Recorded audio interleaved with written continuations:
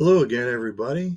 This is Rocket Rick J18, and today I'm going to talk to you about some recent pickups that I've gotten through the mail, and uh, just wanted to set the stage. You know, it's some older projects in the process of being fulfilled, and some new directions in my collection. So, without too much fuss and bother, let's take a look at some cards, and we will uh, see what you think of them. These are some cards from a 2007 Upper Deck set. I believe it's 2007 Upper Deck masterpieces, and the first one is the Roger Maris card in this 61 and 61. Um, and this is kind of what it looks like. Lots of glare, I think, but maybe not so bad. You can certainly tell. Uh,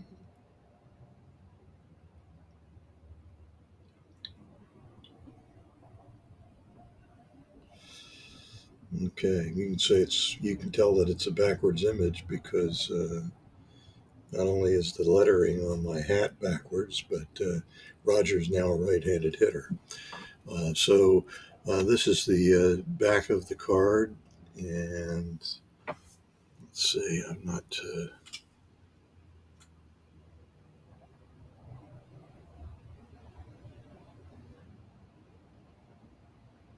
Okay, there we go. So that's the Roger Maris, and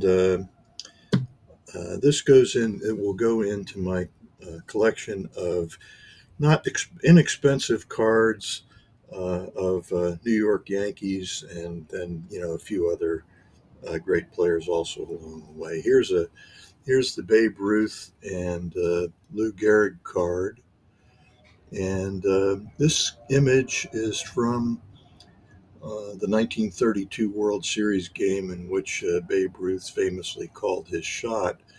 It is an image that is recreated on the 1948 Sport Thrills cards, I believe. That's anyway. I bid on unsuccessfully a couple times on this 1948 Sport Thrills cards, but this is the same image, I believe. And then, similarly to those cards, here is the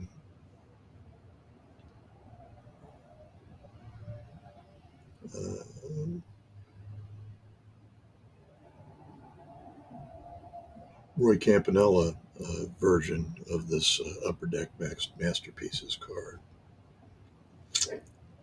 So that's Roy.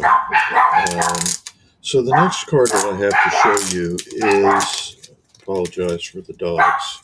I'm gonna just close the door here. Oh, thank you so much for barking. They're just impossible sometimes. Okay, so this is for my collection of 1952 Topps cards, and this is Bob Miller, card number 187. And then this gets me pretty close to a run of cards from 1 to 200.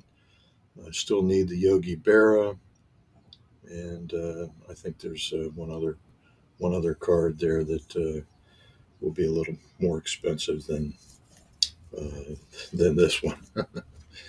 Okay, so that's the 52 Topps.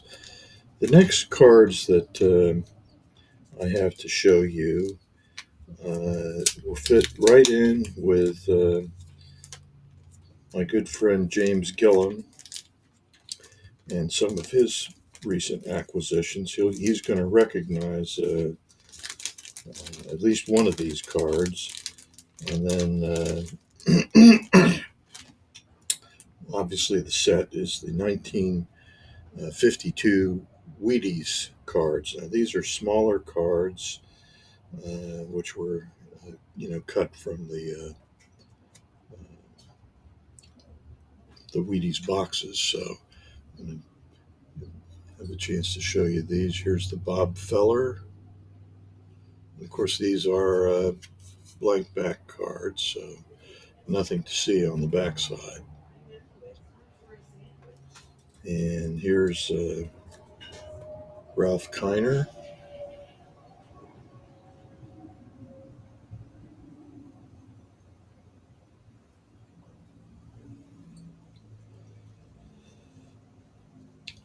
Now this one does have a stain on it, and it has been written on the back of the card.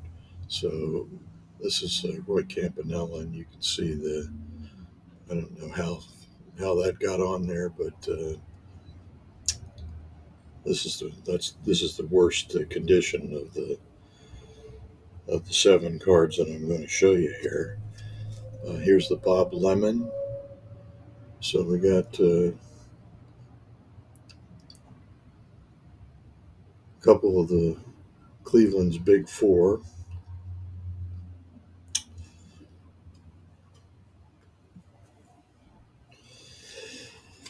Here's Preacher Row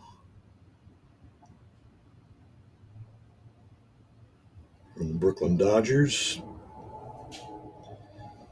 Now here's the card that that James is going to recognize, and it's just curious that that he got one recently also. So this is the Phil Rizzuto, and I got a second Phil Rizzuto, although this one is definitely very poorly cut from the box. So you can see the corners are trimmed off, not really rounded. But it's always good to have a duplicate sometimes. So that's those are the 1952 Wheaties cards. And I do have some other Wheaties cards, but not from the 52 series. And I do kind of like the size of these cards. Um, they're a little bit more easy to manage than the larger cards from the 30s.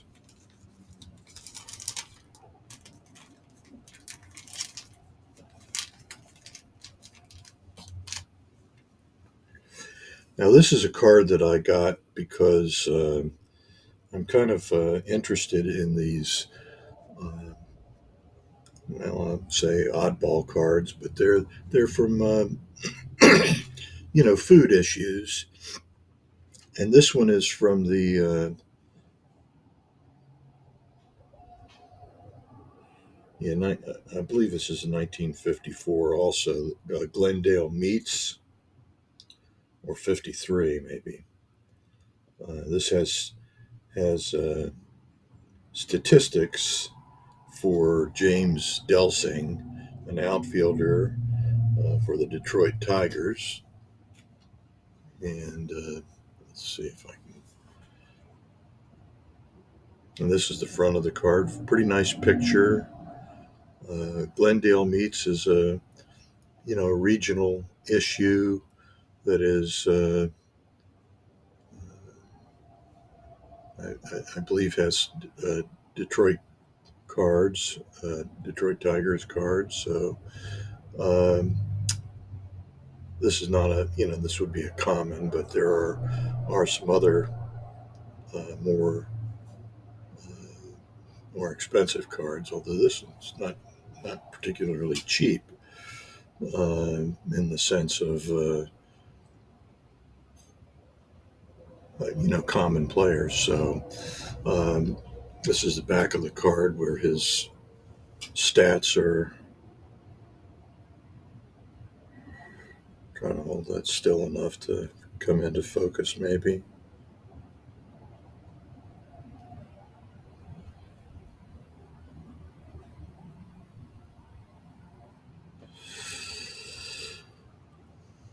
So I'm pretty happy to get this one, and hopefully, at some point in time, be able to get some other cards, from this issue,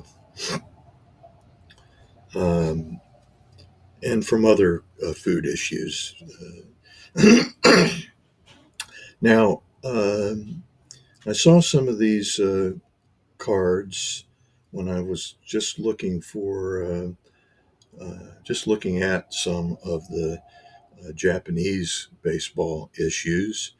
And of course, this is certainly a Japanese baseball player, um, and in the style of the uh, top set, but with Japanese information on it. So this is Hideki Matsui, and this is card number 96 from the Topps Chrome Refractors set. So you can kind of see the refractor part of that. And on the back, some of the writing in the green box is English, and in the, I guess, really brown box, it's Japanese. And so you can see how that comes together. I can't even begin to comment on what the Japanese writing tells us, but uh, this is, a 1997 card.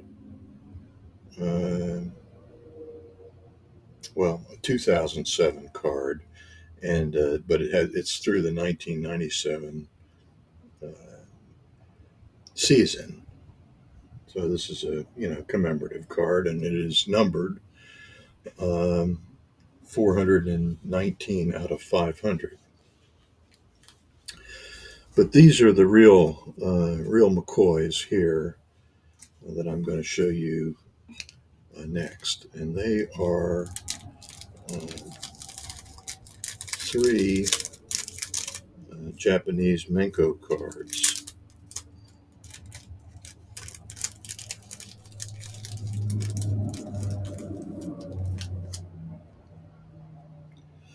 from the two from the 1930s and one from 1949. So the 1930s cards are from a set of generic baseball players. And let me get these up here, and maybe I can get a little closer. So this is a catcher, a generic catcher, in a without the catcher's equipment. And again, I couldn't possibly comment on what the Japanese writing is telling us. Uh, and it does have the number 13721 at the top. And here is another card from that same set, and this is a generic pitcher. This is the catcher is card number 2, and the pitcher is card number 9. So that at least gives you sort of a rough idea about how large the set is. And this next card is a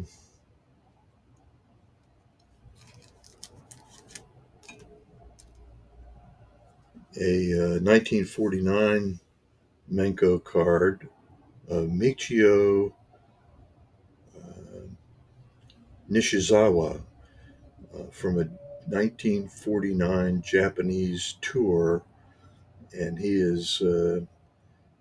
was included on the San Francisco Seals tour, and it is a Menko card, which I think is really pretty cool. On the back side, it says 85 times 100.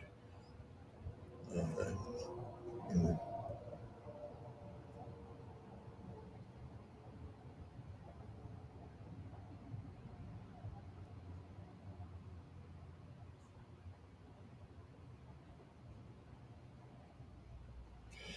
So those are my pickups, and I'm really happy with these examples of the Menko cards from the 1930s and the late 1940s, as well as obviously this Hideki Matsui card is going to go into my collection of not not expensive New York Yankees cards. I've got a binder that just has Yankee cards in it, and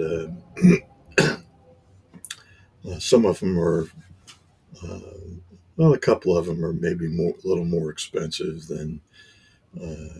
but most of them are like less than $10, some less than $5, even. So they're pretty inexpensive. And that's what I have for you today. So appreciate you stopping by, and obviously, if you like these sort of videos, I hope you'll like this and subscribe to my channel. I'm trying to get over. My goal is to get over 400 by the end of this year, but I'm at 387 now, so I think that my wife thinks that I probably should have a goal of 500 by the end of the year, but I think that might be more ambitious than I'm going to be able to achieve. But anyway, this is Rocket Rick J18, wishing that all your collecting dreams come true, as mine are. Thank you.